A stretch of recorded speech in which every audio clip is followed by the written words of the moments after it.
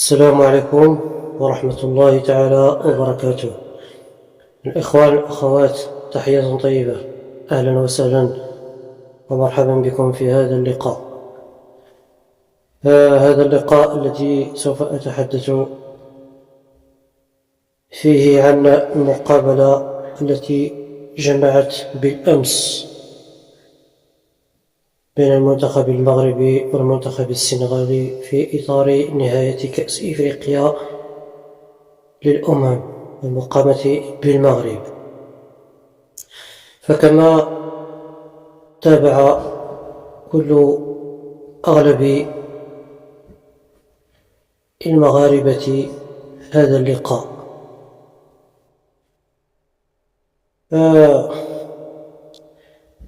لحد الساعة لم يهدأ روعي.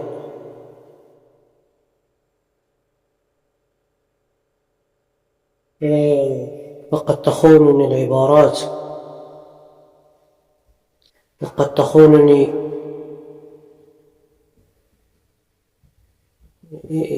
المصطلحات، ويمكن أن أقع في زلة لسان.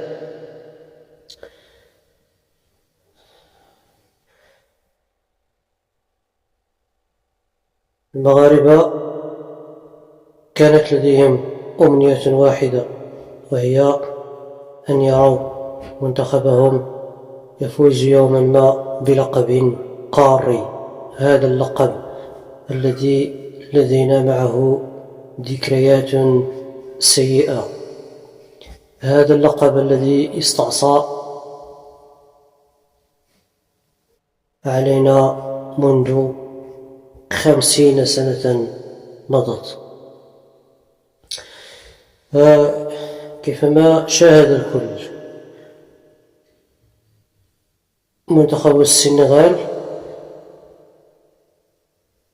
كان هو الأحق وهو الأجدر والأولى بالفوز بلقب هذه الدورة، بغض النظر عن من كان إلى جانبه في هذه المباراة.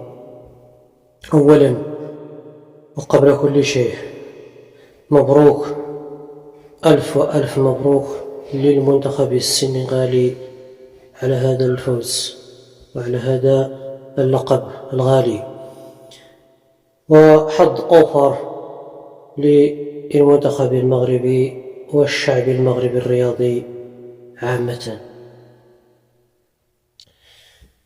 الإخوان، كما شاهدت بأم العينين، الفريق المغربي في مقابلة الأمس لم يكن في يومه، فكان الفريق السنغالي هو الأفضل وهو الأحق وهو الأجدر وهو الذي كان منضبطا انضباط تكتيكي، وهو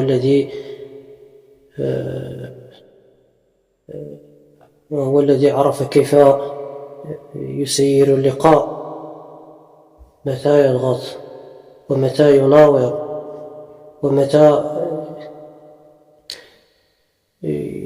ومتى يلعب اللعب الخبيث، الخبط الكروي إلا بغينا نقولوا، اللي كيسميوه في القارة الإفريقية الخبط الكروي.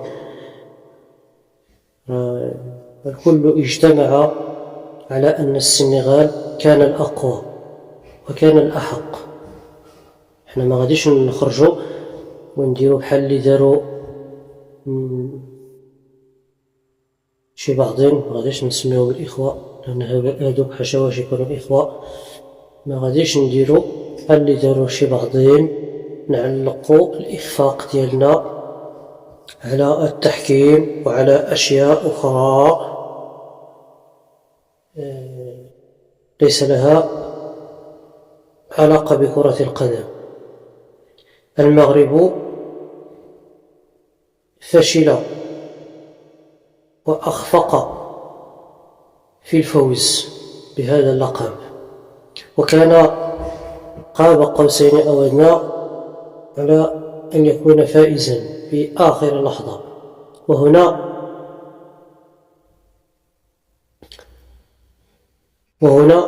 يمكن القول بأن الفريق المغربي فقد التركيز في آخر اللحظات.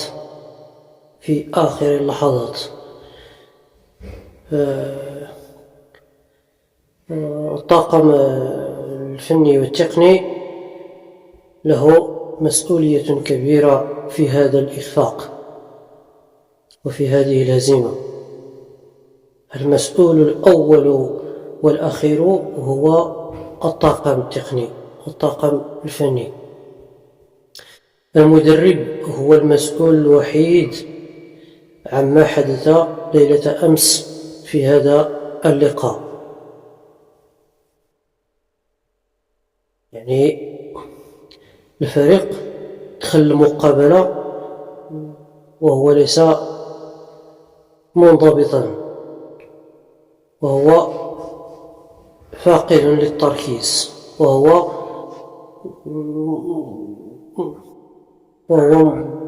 مشوش الفكر.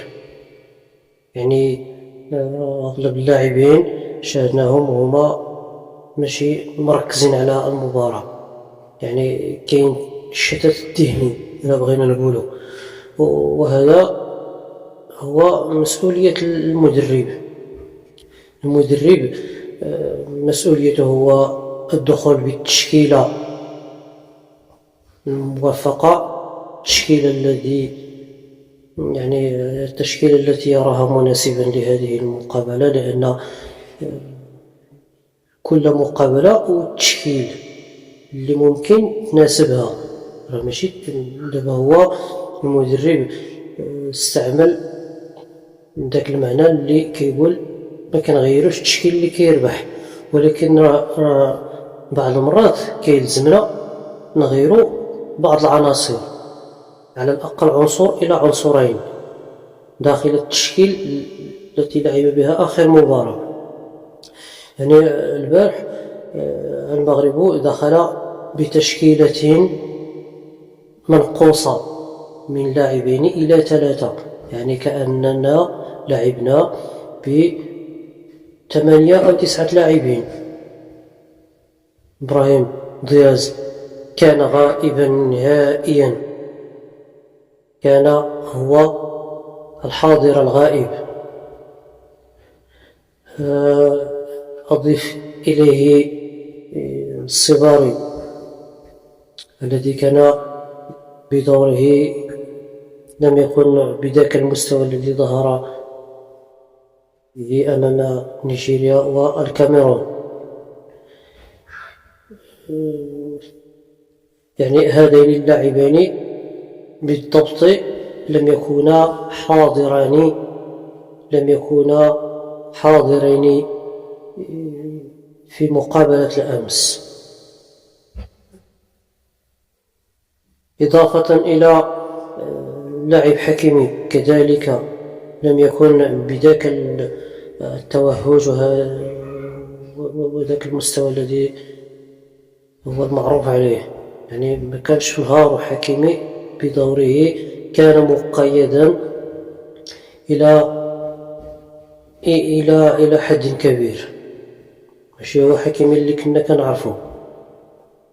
هل بتعليم من المدرب، أم أن اللاعب لم يكن قادرا وظهر عليه الإجهاد، أم أن اللاعب فشل في في في في في التزام في التزام بتعليمات المدرب.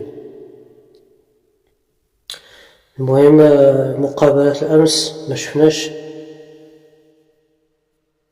فرقة كبيرة، يعني الفريق البطل الذي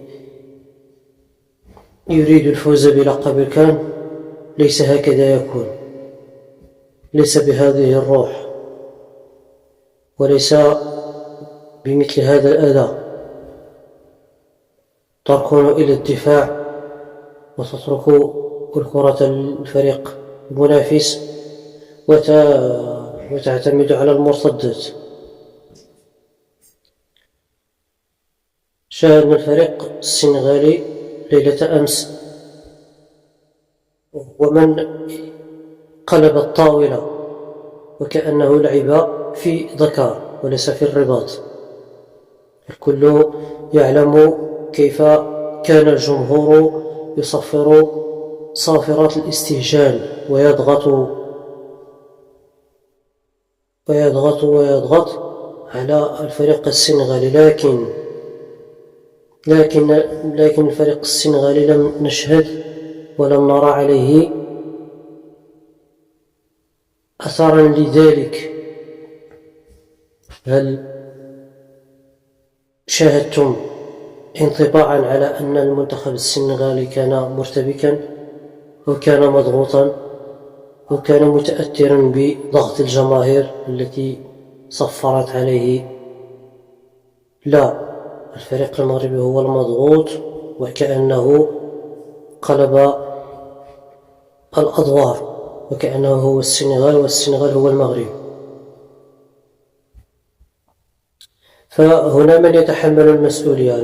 كما قلت وكما ذكرت في الأول، المسؤولية بالدرجة الأولى يتحملها الطاقم، وعلى رأسهم المدرب وليد الركراكي، هو الذي يتحمل المسؤولية في كل شيء، إضافة إلى اللاعب إبراهيم دياز، كذلك يتحمل المسؤولية في جزئها الكبير. لماذا؟ لأنه ليس إبراهيم دياز ليس لأنه أضاع ضربة جزاء،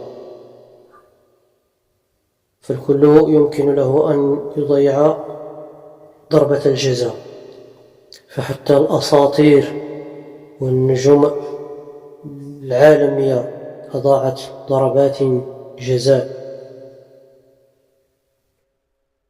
لكن ما كان مؤلما في إضاعة هذه الضربة الجزاء هو طريقة ضياعها. يعني كيف ما كيقولوا اللي ألمنا لنا حزينين، ماشي لأن بلانتي ضاعت، لا، اللي خلانا حزينين هو طريقة باش ضاعت، باش تضربات وباش تنفذت ضربة الجزاء. إبراهيم دياز يلام في طريقة التنفيذ وليس في إضاعة ضربة الجزاء. هذه الطريقة توحي بأن هناك استهتار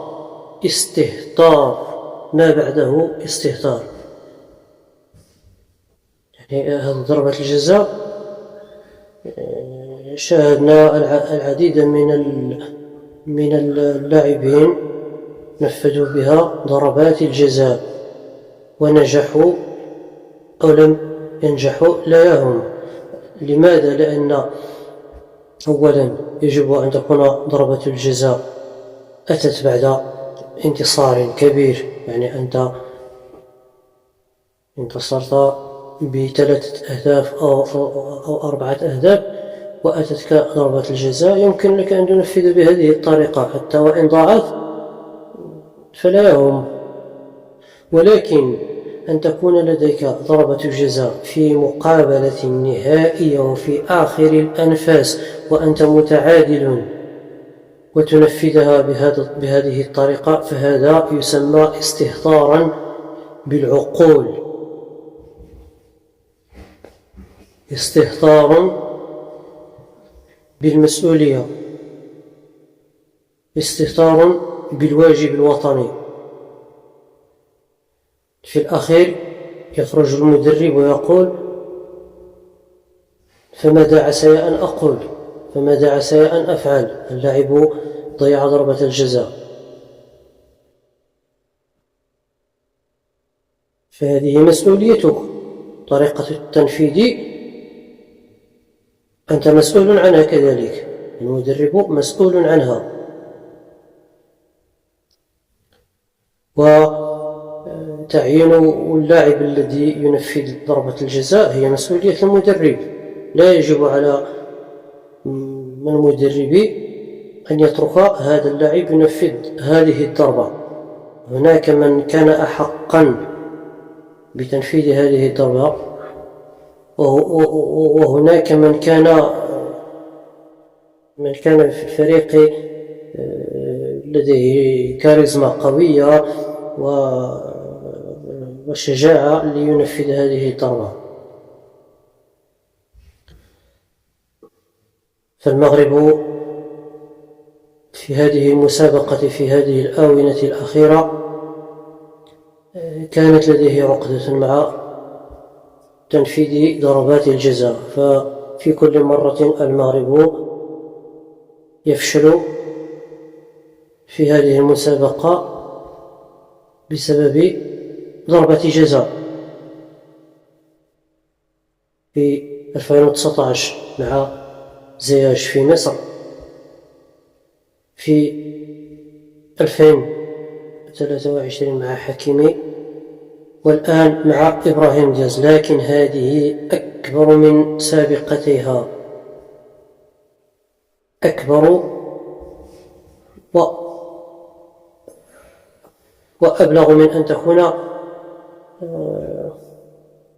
مجرد إضاعة ضربة جزاء، أكبر من سابقتها.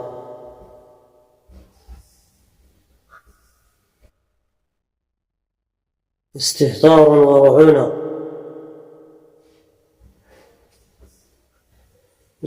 هناك الكثير من المؤاخذات في هذه المقابلة، كثير والكثير. السنغال كرويا استحق هذا اللقب، لكن أخلاقيا لا يستحق. الكل شاهد ما حدث من أعمال تخريبية وأعمال لا تليق بروح الرياضة من قبيل المدرب واللاعبين والجمهور. يعني المغرب كان خاصو يقرأ واحد الدرس في هذه المقابلة، يقرأ واحد الدرس في هذه المقابلة وفي هذا الكان عموما، وما يبقاش يلحس الكابا بالدارجة العربية تعرفت، ما يبقاش يلحس الكابا اللي من كان غير اللي من ولا. احنا كنبداو نتبحثوا عليه ونحسوا ليه الكابا ونستعملوا هذيك العاطفة الخاوية الزايدة. ما نشجع حتى واحد بنادم نعاملو باش كيعاملني، عاملني يعني المعاملة بالمثل، عاملني معاملة حسنة نعاملو معاملة حسنة، عاملني معاملة سيئة كذلك له بالمثل.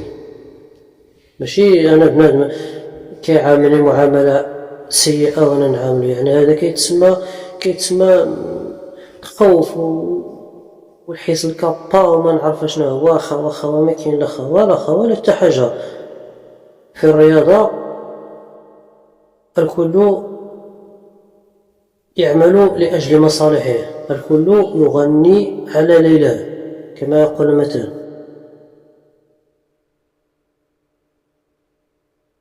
شي نتا بنادم كتشجعو، بنادم كتعاملو معاملة حسنة، بنادم كبرتي بيه، بنادم عرفتي ما خليتي ما درتي ليه، في الاخر خرج هو كيعاملك هاد المعاملة اللي دايره بحال ما هكا، راه كيبقى فيك الحال. يعني من اليوم اللي عنده شي كرامة ما يبقاش يلحس الكابا. الله يرحم لكم الوالدين، الشعب راه قهرتونا بالحس الكابا. خاوة دابا كنشوف انا غير ناس فيما كيهضر شي واحد من اللي كيوصل باش يهضر على شي بعضين كيبدا يقول لك انا هذوك راه خوتي. اش من خوت، اش من هذوك راه اعداء. أعداء الأمة وأعداء الوطن وأعداء الوحدة.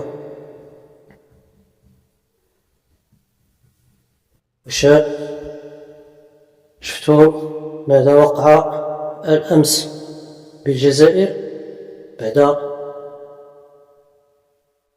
هزيمة المغرب وفوز السنغال باللقب. الجزائر كلها خرجت واحتفلت كأنها هي اللي دات اللقب. واش عقلتوا نتوما اش كنتو كديروا معاهم في اللقب في الكان ديال 2019 فاش كنا كنشجعوهم وما عرفنا ما خلينا ما درنا، بحال حنا اللي دينا اللقب، بحال المنتخب ديالنا هو اللي كان كيلعب هذيك الادوار وكان هو اللي غادي يدي اللقب وهو اللي دا اللقب في الاخر. احتفلنا معاهم وفرحنا معاهم. وشوف دابا هما اش داروا لكم. هذا الشعب اللي نتوما كتقولوا الشعب ماشي هو الاعلام ماشي هو الحكومه، راه الشعب هو اللي خرج البارح في عديد من مدن الجزائر وفي عديد من مدن اوروبا، يخص بالذكر فرنسا، مارسيليا بالاخص، خرجوا واحتفلوا وهناك احتفالات وسهرات الى اخر الليل. ماشي فرحة لأن السنغال فازت باللقب، الفرحة لأن المغرب خسرت اللقب. مرة أخرى هارد لك للفريق الوطني، ورغم أن هذه النسخة أنا لن أتفائل أبدا. هذه النسخة أضاعت منا بطريقة برعونة، أضاعت منا برعونة الشمتة، وكنتمنى الخير في قادم الدورات، رغم أنني ما كنتفائلش، لأن غير من اللي زقلنا هذه وتشمتنا في هذه وتسرقت منا هذه، راه كيف يمكن لنا أن نفوز بها إلا ما فزناش بها وحنا كنطبوها في بلادنا وأمام الجماهير ديالنا؟ فكيف يمكن لنا أن نفوز بها ونحن خارج الديار؟ ننتظر إلى 10 أو 15 أو 20 سنة أو 50 سنة أخرى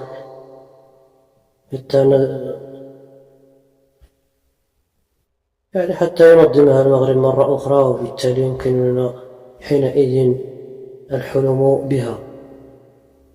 ضاع الحلم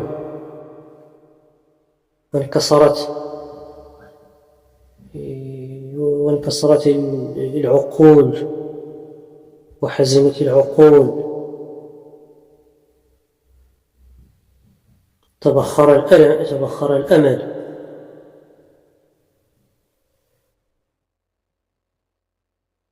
كما قلت في الأول، تخونني العبارات، لأنني لحد الساعة ما زلت تحت وقع الصدمة، ما زلت تحت تأثير الصدمة ولم أكن في وعي مطلق. لهذا أقول حظ أوفر للمغرب وهنيئا للسنغال.